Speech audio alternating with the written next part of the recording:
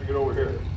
He bought this tractor a couple of years ago, had not restored it, but a week before the festival, his grandson said, "Granddad, we got to get that tractor ready to go." So in 1 week, he got it looking like you see it here. Good running tractor, and it's the featured tractor this year. It's not the original Silver King paint, but quite honestly, he couldn't find the original Silver King paint. The factory just told him whatever silver you got will work. So he's got a tractor here. He's going to start to become a member of the Silver King Association.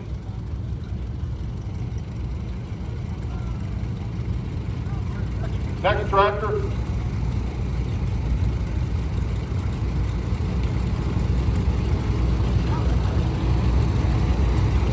Next, Mosier, Wayne Mosier from Lanesville, Indiana. Just keep driving. Go on. Bert, go on. Keep going. Just keep driving steady. Slow a little bit here. You don't go. Okay, Wayne Mosier, he's from Ramsey. He's got a Silver King here, about 10 horsepower, small tractor, but for small farmers, did a good job. The first Silver King, that tractor will do 30 miles an hour. It's a fast gun. But this last one here is an orchard tractor. Got the sheet metal on so it doesn't knock the fruit off. He bought it from a museum in Michigan, and it's got a Hercules engine in it. Okay, Lane Foot from Georgetown, Indiana, got a Cub Cadet 1964 model. The first year was 1961. International Harvester made 700,000 of these Cub Cadets. So he's got one of those 700,000. They came out yellow like that, and finally they painted them red like this 1282. But that Cub right there is his first Cub Cadet. 1282. Now, International Harvester sold the Cub Cadet line. John Livers here from Georgetown has got the Cub Cadet that MTD built. International sold that. Keep moving. International Harvester sold the Cub Cadets to MTD.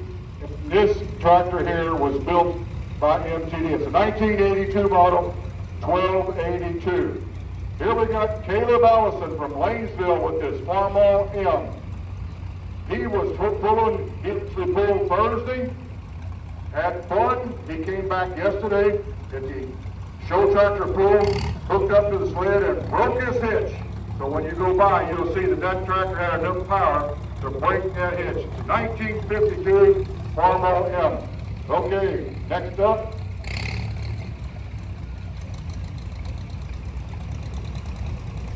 Ethan Fouts with his Farmall H. International Harvester built more H's, keep moving, built more H's than any other tractor. 391,000 of this model. Fourth place on numbers of tractors produced. The oldest record of the past owners, this was owned by a church in Illinois and sold to Bob Moore in the 80s. Bob Moore gave it to Greg Mills, who passed away, and the tractor is in memory of Greg Mills, and sold it to Ethan. So that's how it got here today. Okay, next tractor here is a 8N Ford. Now, Henry Ford made these tractors. Keep moving. Henry Ford made these tractors. The first one was 9N in 1939. The next one was 2N in 1942. And this one is an 8N, and it was built in 1949, but it came out in 1948. So the N was Ford's designation for tractor, and the digit was the year it was produced. That tractor is driven by Bob Shell and owned by Alex Canapel in Sellersburg. All right, the Wood family. This tractor is driven by Allie. It's been in the family since 1990, this Farmall M, the second most produced tractor in the Harvester lineup. It's a 1948 M, 33 horsepower. Big tractor on farms back then. We got John Livers Sr. from Georgetown. He's got a Farmall Cub. It's a 1957 model, got the fast hitch on it, it's got the front grader blade, so he keeps his driveway clear, and he's got a seat on the back there for anybody who wants to attempt to ride with him there. But Cup tractor for about 30 some odd years. He's the third generation to own that tractor. Next up is the Andrus family from Starlight, Indiana, bought this Golden Jubilee. Now, if you like this tractor, keep going.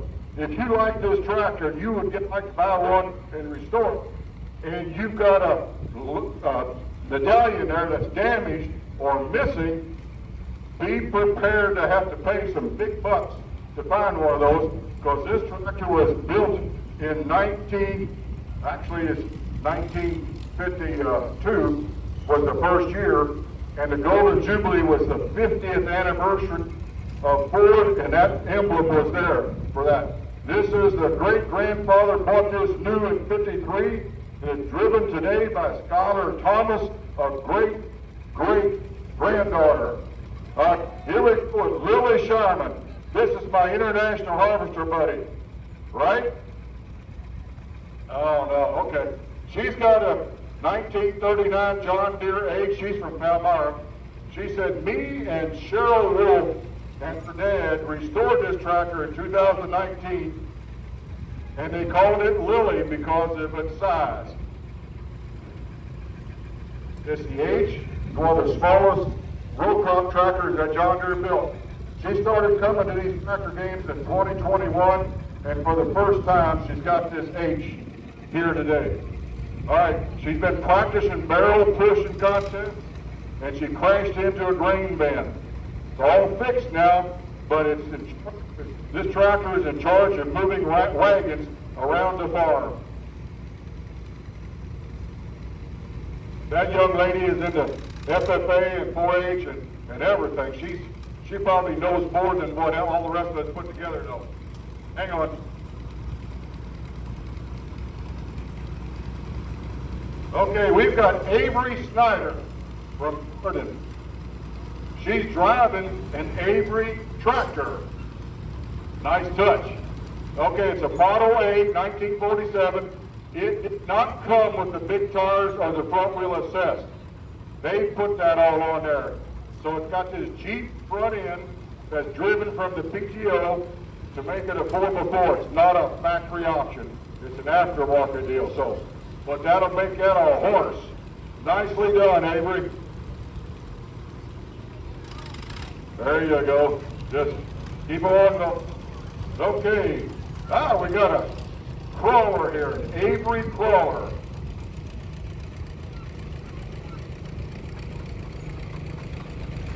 Griffin Snyder from Gordon. Got this Model A crawler. It's one of only 3 known to exist. You're looking at a very rare vehicle here. Only one of 3 in the United States known to exist. 1947. There were a lot of farmers that needed those kind of tractors when the rubber tire tractors couldn't do it. Soft ground. Okay, we got Gabby Lee from Crandall. She's driving a leader tractor. Small tractor here, 4-cylinder. It's a Model D. It's owned by Zach Snyder. Purchased from a collector in West Virginia. That leader tractor was built in 1948. Okay, Lucas Elrod from Palmyra. He's driving an Avery. This is the same type of tractor his dad drove at his great-grandpa's farm. Last year we bought it from Paul Snyder. It's an Avery Model A 1949. It's a farm-all or a row-crop version to cultivate and do that kind of work. Carter Dryer, driving a Suburban, 10 horsepower. This was Sears Roebuck lawn tractor. They called it the Suburban 10 from 1968. He was 9 years old and bought it with his own money that he had saved. The plow and mower deck he's got as original equipment. Lucy Snyder from Lanesville driving this little Avery. It's a mini V. V is in victory. 1938. She helped her dad build this tractor. It does not have much power,